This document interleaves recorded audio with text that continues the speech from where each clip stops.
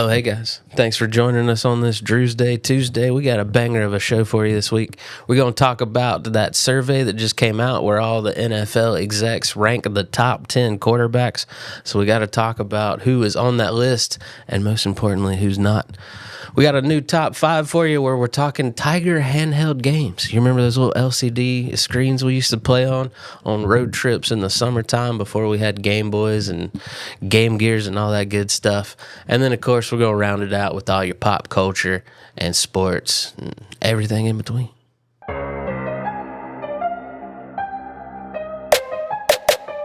I hope you're living your best life out there. If you're in Florida, I hope you got visited by the ice cream truck on the water. Did y'all see that? Boat shaped like an ice cream truck, delivering all the sweet treats out on the water in the summertime, doing the Lord's work. I also hope you're living your best life, like Holland coming back from the World Cup holding his raccoon holding bottle taxidermy thing. He got it in Dallas, Texas, man. I love how much Americans fell in love with that dude and just the World Cup in general. And it was just so heartwarming to see all the people from across the world realize Americans don't suck as much as they thought we did. Harold and Kumar 4 is finally in development. Lionsgate confirmed that we got the newest Harold and Kumar movie since they did the 3D Christmas Story in 2011. It's been 15 years since Kal Penn and John Cho teamed up for some stoner bro comedy. It's got to be better than that 3D Christmas one. The first two I loved. The first one is a cult classic, but the 3D Christmas one... Another French museum robbed. This time they got $5 million in jewelry. I'm detecting a pattern here. Mass thieves broke into the Musée Lalique July 5th, stole around 20 pieces of jewelry, in and out, 11 minutes. That seems like a long time. 11 minutes. Like, I'd be freaking out the whole time. Like, come on. Also, where are the cops? You couldn't get there in 11 minutes. 11 minutes. If you needed some nightmare fuel today, 900 snakes were washed away from a breeding farm in China when they had a flash flood. Typhoon Maysak was the culprit, and then just, you got to survive a typhoon, and then you got the flooding, and then, oh, by the way, snakes in the floodwater. No, thank you. The clips are insane. You see a bunch of snakes with their heads popped out, just chilling in the water. I'm like, no, that is my personal hell right there. Snakes in floodwater. Waymo was just involved as a getaway driver in a yoga studio robbery. Now they snitching on people. They're trying to make, I guess it's part of their court order deal or not. But 2 teenagers were drinking and shooting people with rubber pellet guns or like gel pellet guns. And Waymo called the cops on them, as they should. But, it's a hard turn from aiding in a crime to calling out crimes. So pick a lane, Waymo. Pick a lane. The European heat wave could not stop Santa Congress. That's right, I said Santa Congress.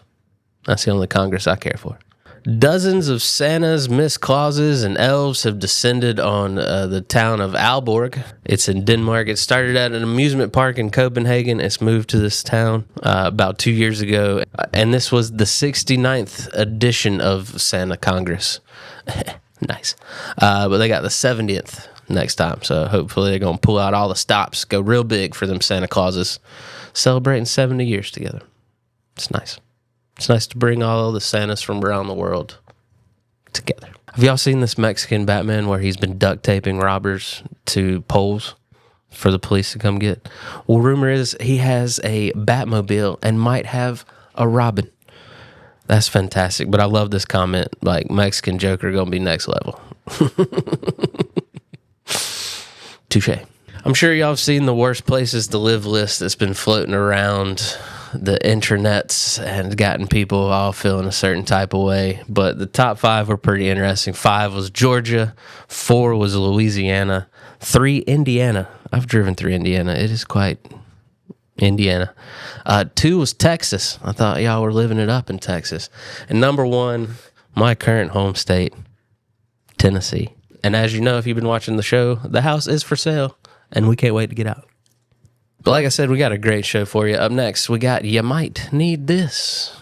All right, NFL execs and honchos and higher-ups came together, and Jeremy Fowler has put together a list of how the NFL front office sees the quarterback situation in the NFL in 2026 going into the new season. And they do this every year about this time. They put out the top 10 quarterbacks, and we like to see who's on the list and who got left off. At number 10, they got Caleb Williams from the Bears. And now I wanted to fight this one because I love Bryce Young. I'm a Panthers fan. I wanted to be like, well, his numbers got to be better than Caleb's. They're not. But shout out to Caleb. He had a hell of a year last year. 27 touchdowns, 7 interceptions. Great ratio there. Almost threw for 4,000 yards. So I wanted to disagree with him, but the numbers just won't let me. So Chicago has high hopes for their team this year. And after doing a little bit of research, I think Caleb's destined for at least goodness. I don't know. I don't want to say greatness, but I think it's going to be good for him next year. At number 9, Jared Goff. He threw for 34 touchdowns and only 8 interceptions last year. So I wanted to hate on this dude, but he does work for Detroit. He's got to get over the crumbling in big games, but the man is a beast, at least in the regular season. All right. At number 8, it was the breakout candidate of last year. Got his team to the Super Bowl. It's Drake May, throwing for 4,300 yards, 31 touchdowns, only 8 picks. Climbing that ladder, man. He's still young. He's still figuring it out. And New England got some weapons around him, so it's going to be an interesting season. At number 7, it's Justin Herbert. Oh, Herbert. He threw for 3,700 yards, 26 touchdowns. He caught a few picks there, 13 picks. He has the most interceptions of anyone on the top 10 list. So if he can get a little more help from his receivers there, because there was a couple games I watched where he hit the guy in the hands, and then it ended up in the other team's hands. Number 6, Dak Prescott, the good old Cowboys. Remember, it's always their year. This is our year. This year, maybe next year, but this year. But he's got some great targets at wide receiver. He's just Mr. Consistency. You know he's going to ball out. It's just, does the defense have enough juice to get out of that NFC East? Getting into the top 5, Lamar Jackson for Baltimore. Got new coaches, but he only played in 13 games last year, and he had 21 touchdowns, only 7 picks for 2,500 yards. So I'm excited to see what the new look Ravens look like post-Harbaugh era. So a lot of changes in B-More. At 4, it's Joe Burrow. He only played in 8 games, but had 17 touchdowns in those 8 games. My man was slinging when he got to play.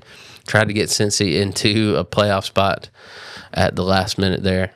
Only 5 picks in those 8 games, too. So Joe Burrow's slinging it, which is, they got a lot of money in those wide receivers. So if your offense ain't producing in Cincinnati, y'all in trouble. Getting into the top 3, Matt Stafford. Old man is still producing. 4,700 yards, 46 touchdowns, only 8 picks. Just killing it with style, man. So you keep waiting for the Matthew Stafford downfall, but it's just not there yet. And then, of course, the 2 best quarterbacks that all these execs think in the league. At number 2, it's Patrick Mahomes coming off an injury. We'll see how he does. But he threw for 22 touchdowns and 11 picks last year for 3,500 yards. And number uno, it's Josh Allen, 3,600 yards, 25 touchdowns, 10 interceptions, and then just all the intangibles. Like both those guys just run their faces off, Lamar included. So that is the top 10. The snubs, though, Trevor Lawrence, he was 6th in yards thrown last year. He had a decent touchdown to interception ratio. Sam Darnold was 5th in yards last year, 25 touchdowns, 14 picks. Super Bowl champion. And then Jalen Hurts, a big snub too. He was actually 16th in yards because, they're a big running team, but he threw 25 touchdowns as opposed to 6 picks. So let me know in the comments who your favorite quarterbacks are. Maybe give me your top 3, see what we're looking like headed into the new season. And I'm hyped. The Panthers playing in the Hall of Fame game this year. We never play in that game. So it's nice. It'll be fun. Top 5 time, and today I came across a bunch of stuff online where some people have found their old collections of the Tiger LCD handheld games. So let's do top 5 Tiger handheld games. Yeah. Tiger Electronics started in the late 70s making phonographs, but quickly shifted to the handheld video game market. They did do some educational games too. Like, y'all remember the talking learning computer? I used to put that in my big wheels and pretend like I had one of those cars that talked to you. God, I miss being a kid. But their handheld games hit most big franchises, and then the ones that weren't after a big franchise were just way more fun than they had any business being. Like, y'all remember bowling? I used to love playing Tiger bowling. Each handheld had a fixed picture, and then little objects and characters would light up on the screen, allowing for gameplay. And they had a nice mix of original games and then established games that they fit their console, like Street Fighter or Mortal Kombat or Paperboy. A couple honorable mentions before we get into the countdown. First up, we got Double Dragon. I love this game. I love the cartoon. You got to play, punch and kick your way through, but it was pretty basic. You just did the same thing over and over again. Not a lot of variety in this game for sure, but it still hits that nostalgia button. And also, honorable mention is Batman, and Batman Returns was pretty dope too. You got to throw batarangs at villains and dodge whatever they were throwing at you. So it mainly was just like a get out of the way type game. But anything Batman related in the late 80s and early 90s had your boy's attention. So getting into the countdown, at number 5, it is Aladdin. Now, this was one of those fun games where they offered 4 different levels, and you got to do something different each level. The first one, you had to escape some guards. Like, you had to meet the guard and then step back and throw apples at them. And then you had to pick up stuff and off the ground. It's fantastic. Not a big Disney fan, but all bets are off when it comes to Aladdin. Loved Aladdin, and the Lion King. The Lion King game was pretty dope too. But I didn't have the Lion King game. I had the Aladdin game, so I played it a lot more. And of course, you got your sidekick Abu hanging with you the whole time, so that automatically makes it better. At number 4, it is Sonic the Hedgehog 2. They kept it simple. They had the direction button and then a big action button. But then you had all the classic Sonic things like the loop-de-loops, the power-ups. But this time, when you get hit, you didn't lose all your rings. You just took a hit point, and you had 6 hit points. And if you got through those, you lost 1 of 3 lives. So a lot more maneuvering. Like, you didn't want to get hit. Like, sometimes you had some rings, and you're just like, I'm just going to run into this guy and then pick my rings back up. But couldn't do that in this handheld version. At number 3, it is the Power Rangers. The 90s had to always be about the Power Rangers. You got to fight Putties, you got to fight Goldar, you got to fight Pudgy Pig, you got to play him as their favorite Ranger or as the Megazord. Like, that was dope. It was just enough of a challenge to keep you occupied. Don't you miss attention spans? I sure do. At number 2, it is electronic baseball. Eat, sleep, baseball, repeat. I was a baseball fiend growing up, so now you tell me I get to play it in the car on a road trip. But the tiny little electronic version had me hooked. And it broke up the sometimes monotonous gameplay of the fighting games. You actually played a baseball game. Like, that was a nice break in the action. And in number 1, my favorite Tiger Electronic game of all time, I played this thing until the buttons almost fell out. It was Karate King. No big names, no franchises, just hand-to-hand karate combat. I'm not even that big a fan of karate movies and that culture and stuff. I couldn't care less about the UFC. But this game had me in a trance. You punch, you kick, you jump. It was a tournament, so it leveled up, and it just felt oddly satisfying, like Super Punch-Out, when you finally got past that level that you've been on for a while. And a little added touch, the buttons were reversed. So your direction was actually your right hand, and your kicking, punching was in your left. So little brain exercise too, you know what I mean? Helped you, little hand-eye coordination, I don't know, I'm just throwing out words here. Maybe it helped, but it was different. That's my top 5 Tiger handheld games. There's hundreds of them out there, so please let me know in the comments which ones you played growing up, which ones you might still have around. They got a pretty good market on eBay for those things, so if you got some in good condition, you might cash out, especially that Aladdin game. I see it is a big collector's item. Let's talk sports. Justin Verlander calling it quits after this season. He said it's time. 21 seasons, 3 Cy Youngs, 2 World Series, and an MVP. A pitcher won an MVP. That shows you how dominant that dude was. You also don't get to see it too often. The Reds last Wednesday against the Phillies hit back-to-back home runs. I happened to tune in at the right time and catch it. It was awesome. Reminds you why you love the game in the first place. We also had the MLB draft. UCLA's shortstop Chalowski went number 1 to the White Sox, which isn't fair. The White Sox are number 1 in their division, and they had the number 1 pick, so they only getting better. I'm just kidding. No one saw the White Sox being number 1 this year. Completely out of left field.